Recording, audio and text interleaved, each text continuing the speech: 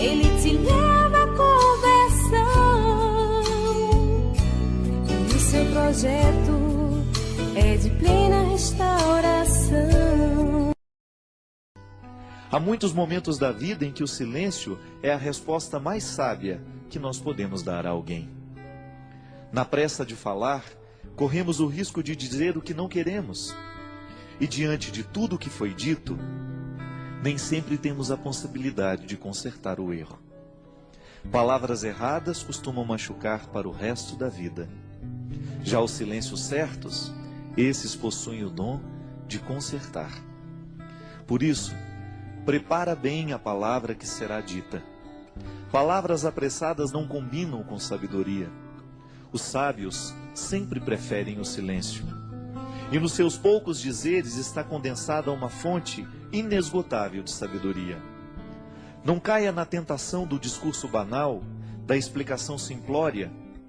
Queira a profundidade da fala que nos pede calma. Calma para dizer, calma para ouvir. Uma regra interessante para que tenhamos uma boa compreensão de um texto é justamente a calma. Só assim podemos adentrar nos significados que o autor quis sugerir e, consequentemente, mergulhar no mistério do seu texto. Leituras apressadas podem fomentar equívocos. E equívoco é uma espécie de desentendimento entre o que escreve e aquele que lê. É uma forma de obstáculo para a compreensão da linguagem. Na comunicação verbal cotidiana, isso sempre acontece. Dizemos e não somos compreendidos. Diante do impasse, duas realidades são possíveis. Ou alguém disse com pressa, ou alguém escutou sem atenção. Dizer e ouvir requerem silêncio. Só diz bem aquele que pensou antes no que iria dizer. E ouve melhor aquele que se calou para escutar. A regra é simples, mas exigente. Por isso hoje, neste tempo de palavras muitas, queiramos a beleza dos silêncios poucos. Eu sei que muitas vezes nós somos vítimas das palavras malditas.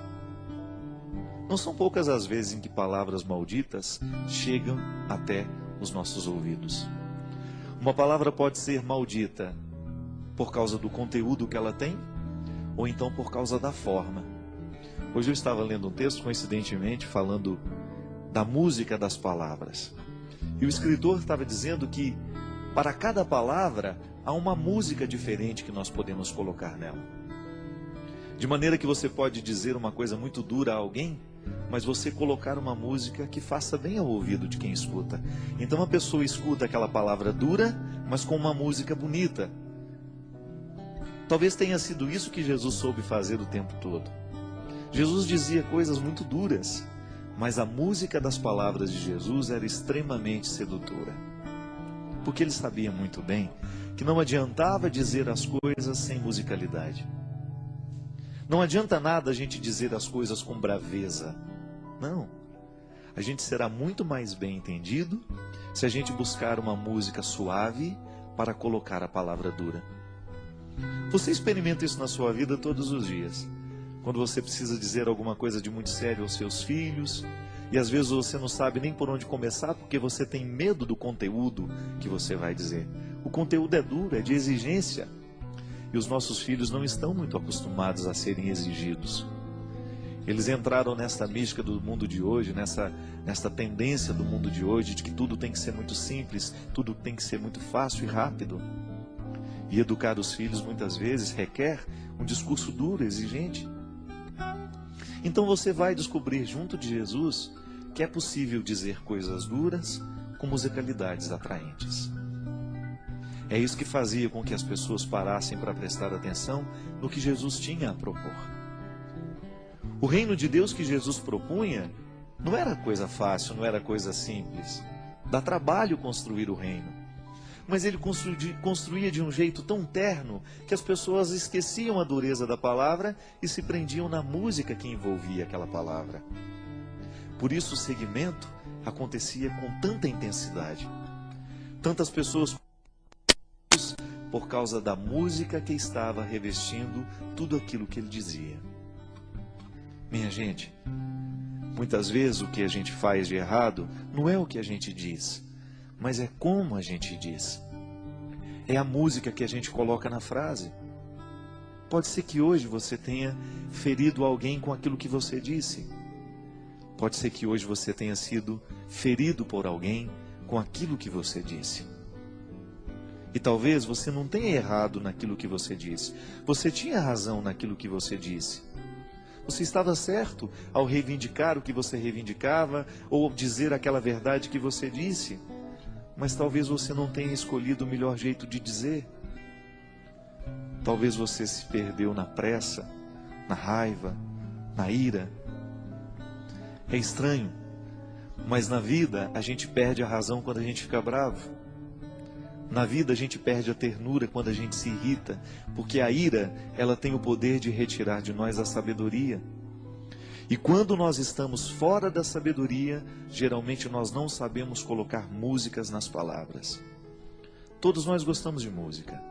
Todos nós gostamos de ouvir aquilo que entrou um dia dentro do nosso coração, nos fez bem. Por quê? A palavra veio com música, ela não veio sozinha. O intérprete colocou naquela palavra uma intenção tão bonita que você de fato acreditou naquilo que ele estava cantando. Uma canção bem interpretada, ela expressa todo o poder de verdade que o compositor quis dar. Mas aquele que interpreta, o bom intérprete, ele faz a canção se tornar ainda mais verdadeira do que quando nasceu da mão do compositor.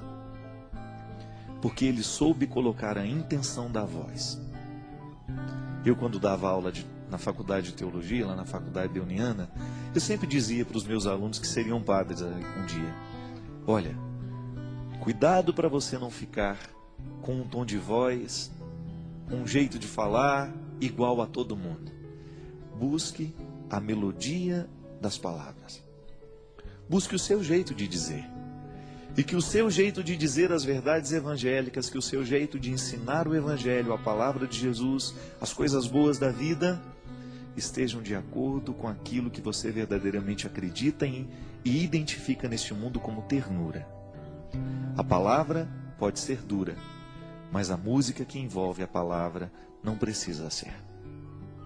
Porque aí você vai ter um poder de convencer muito maior do que se você estivesse usando a palavra dura com uma capa, uma armadura. Não. Todos nós temos medo de armadura, porque ela nos recorda a guerra. E às vezes, ao invés de colocar melodia, música na nossa palavra, a gente coloca armadura.